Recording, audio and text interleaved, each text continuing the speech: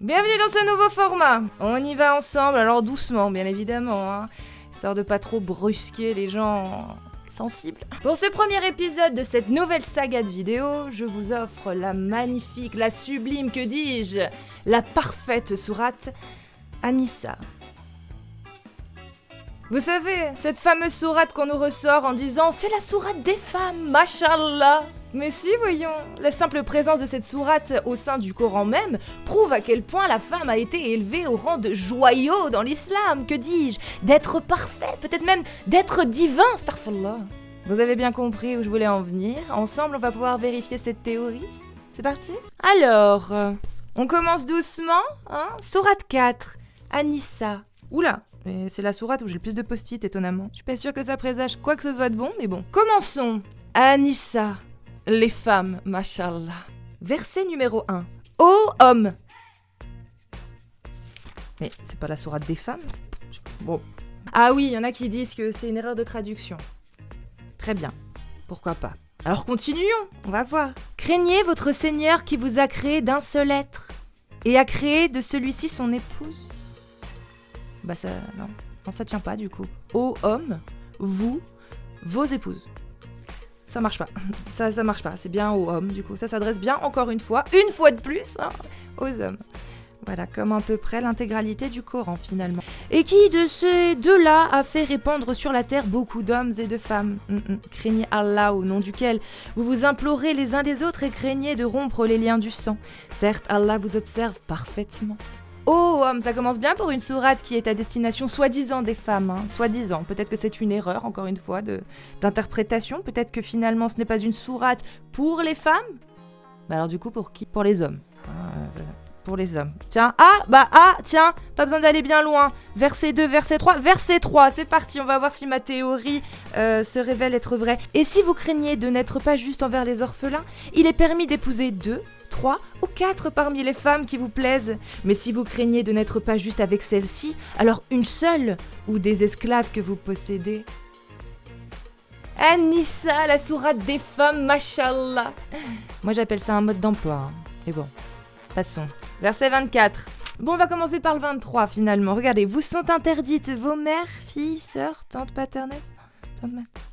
J'avais un peu plus d'espoir en celui-ci, mais apparemment c'est toujours pas le cas. C'est toujours un mode d'emploi. Hein. Voilà. Donc les hommes, vous avez le droit de ken celle-ci, pas celle-là. Celle-ci, pas celle-là. Vous mariez avec celle-ci, mais attention, pas celle-là. Super, la sourate des femmes. On adore. 24 du coup. Et parmi les femmes, les dames qui ont un mari, vous avez pas le droit. Ça va. Ah non, pardon, sauf si elles sont vos esclaves en toute propriété. Pardon. Allah, du coup, à travers la sourate des femmes, a permis aux hommes de se marier avec des esclaves et de forniquer avec elles, même si elles sont mariées. Masha'Allah, la sourate des femmes. Ah, la femme, un joyau, un diamant en islam. Verset 34. Mon préféré. Les hommes ont autorité sur les femmes en raison des faveurs qu'Allah accorde à ceux-là sur celles-ci, et aussi à cause des dépenses qu'ils font de leurs biens. Les femmes vertueuses sont obéissantes à leur mari et protègent ce qui doit être protégé pendant l'absence de leurs époux avec la protection d'Allah. Et quant à celles dont vous craignez la désobéissance, exhortez-les, éloignez-vous d'elles dans leur lit et frappez-les. Mashallah, la sourate des femmes.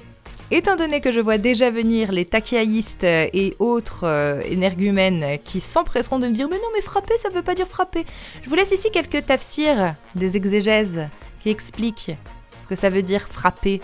Hein ? Voilà. Je vous épargne la suite. Hein. Sachez qu'à un moment donné, on nous explique aussi comment détester les mécréants et ceux qui nient la parole du Coran. Mais c'est toujours dans la sourate des femmes, mashallah, la sourate des femmes. Ah oui aussi, est-ce que vous voulez savoir comment traiter les apostats et les mécréants ? Bah c'est aussi dans An-Nisa, si jamais ça vous intéresse. Bon, c'est un peu partout dans le Coran. Mais dans An-Nisa, voilà, ils aimeraient vous voir mécréants comme ils ont mécru. Alors vous seriez tous égaux. Ne prenez donc pas d'alliés parmi eux jusqu'à ce qu'ils émigrent de leur sentier d'Allah. Mais s'ils tournent le dos, saisissez-les alors et tuez-les. Où que vous les trouviez, ne prenez parmi eux ni alliés, ni secoureurs.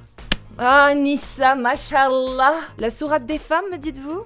Alors que c'est qu'un vulgaire manuel pour expliquer aux hommes comment avoir possession et procéder au tri et au mariage des femmes ? Du bétail, des femmes, non, des femmes. Un mode d'emploi pour les hommes.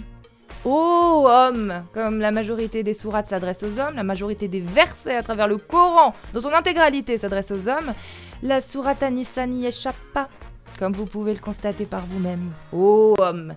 Alors Allah va vous donner quelques petites indications pour vous marier, alors avec lesquelles vous pouvez vous marier, lesquelles vous pouvez ken également. En plus de cela, ça c'est bonus, vous avez le droit à des esclaves sexuels. Et de vous marier avec même si elles sont mariées. La sourate des femmes, mashallah, celle où les hommes apprennent quelles femmes ils peuvent ken, quelles femmes ils peuvent pas ken, quelles femmes ils peuvent épouser, quelles femmes ils peuvent pas épouser, quelles femmes ils peuvent avoir en esclave, quelles femmes ils peuvent pas avoir en esclave. Mashallah, Dieu a vraiment pensé à tout. Mais du coup, à quel moment on parle vraiment aux femmes dans cette sourate ? Non, bah après, non. Bah non, hein, je suis désolée, hein, jusqu'à preuve du contraire, y a rien. Bon, après, il a déconné, Allah. Il aurait pu au moins donner les consignes aux femmes dans An-Nisa de comment entretenir la maison, comment s'occuper des gosses, peut-être même aussi un mode d'emploi, je sais pas, des combines. Pourquoi le prophète Mohammed n'a jamais donné des combines aux femmes ? Je sais pas, ne serait-ce que pour... Oh, j'allais parler de l'histoire d'Aïcha et des traces de sperme qu'elle grattait avec le petit doigt. Oh, bon alors, en résume... Allah nous prend pour des PNJ. Après tout, c'est la seule raison pour laquelle il nous a fait descendre sur Terre. Contentez l'homme, voyons. Deuxièmement, les hommes nous prennent également pour des PNJ. Pourquoi s'en priverait-il après tout, vu qu'Allah leur a permis ? La sourate An-Nisa, mashallah, la sourate des femmes, vous réduit au rang de PNJ, mesdames. Voilà. La femme PNJ dans l'islam. Troisièmement, arrêtez de sortir la sourate An-Nisa comme argument pour essayer de prouver que la femme est un joyau en islam, la preuve ! Une sourate porte le nom des femmes, oh ! Ça tient pas, ça tient plus. Enfin, tout du moins quand on commence à la lire. Je serais curieuse de savoir combien de femmes musulmanes ont réellement lu cette sourate. Bon, après, il y a lire et comprendre. Hein. Mais bon, après, on peut se pencher vers les tafsirs. Ça, c'est intéressant. Frappez-les. Mashallah, Anissa, oh les femmes. Faut que je m'arrête, je crois. Ouais, je m'arrête là. J'espère que ce petit épisode vous aura plu, un petit peu sarcastique, un petit peu... ça énerve. Et puis pour tous les rageux, sachez que je sais que je vous embête.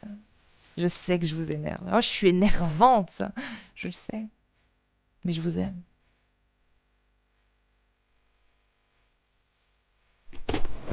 Allez, à la prochaine dans un nouvel épisode et on se retrouve en live pratiquement tous les jours sur TikTok.